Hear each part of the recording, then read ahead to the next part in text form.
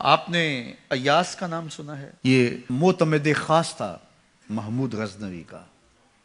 وزیر اس سے حسد کرتے ہوتے تھے کہ اس میں کیا خصوصیت ہے کہ بادشاہ اسی کو اہمیت دیتا ہے. ایک دن بادشاہ نے کوئی تربوز کاٹا، کوئی خربوزہ کاٹا یا کوئی اور ایسی چیز تھی، تو جس کو بھی دیا تو وہ کڑوا تھا، تو اس نے چوہی چکھا تو پھینک دیا.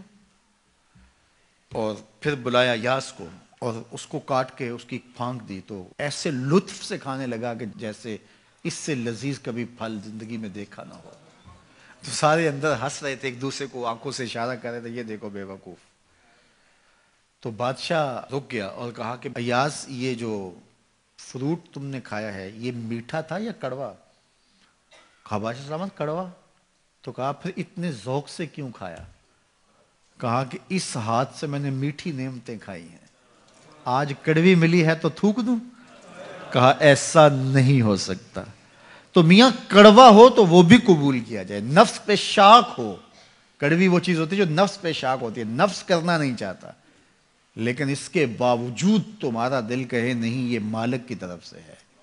سخت سردی ہے، گرمی کی شدت ہے، پانی ٹھنڈا ہے اور موسم سرد ہے، پانی گرم ہے اور موسم بھی گرم ہے، رات کا پچھلا پہر ہے، تھکے ہوئے ہیں، لیکن آپ اس کے باوجود بھی اپنے رب کے حکم کو بجا لاتے ہیں. نفس پہ شاک ہے لیکن سینے میں ٹھنڈ ہی نہیں پڑتی جب اس کے حضور سجدہ ریزی نہیں کر لیتے.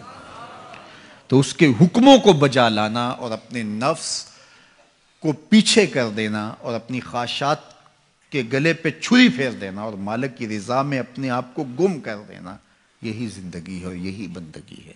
تو اس لیے مجھے اور آپ کو اس بات پہ غور اور تدبر کرنا چاہیے کہ ہم اس مختصر زندگی کو اللہ کے احکام کی مطابقت میں گزارنے کا عزم کریں.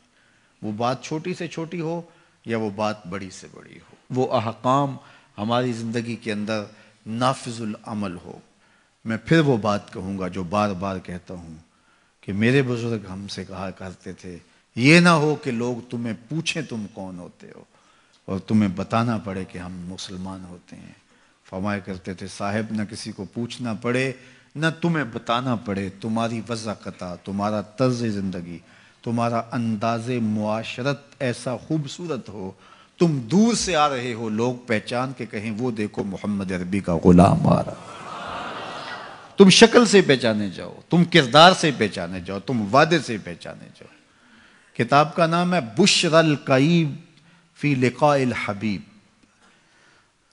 حضور علیہ السلام کی ملاقات کے حوالے سے یہ کتاب امام سیوطی علیہ رحمہ کی مصنفہ ہے.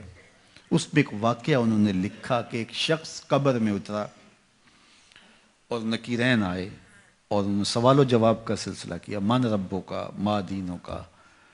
اچھا، اس کی داڑھی میں چند بال سفید تھے جن کو وہ مہندی لگایا کرتا تھا.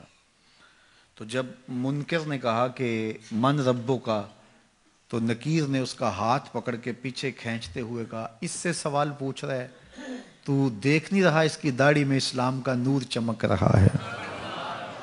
اس کی داڑھی میں اسلام کا اجالا تمہیں دکھائی نہیں دے رہا؟ تو تمہاری وضاحت ایسی ہو کہ فرشتے بھی دیکھیں کہ یہ حضور کا غلام آ رہا ہے، یہ حضور کا نوکر آ رہا ہے.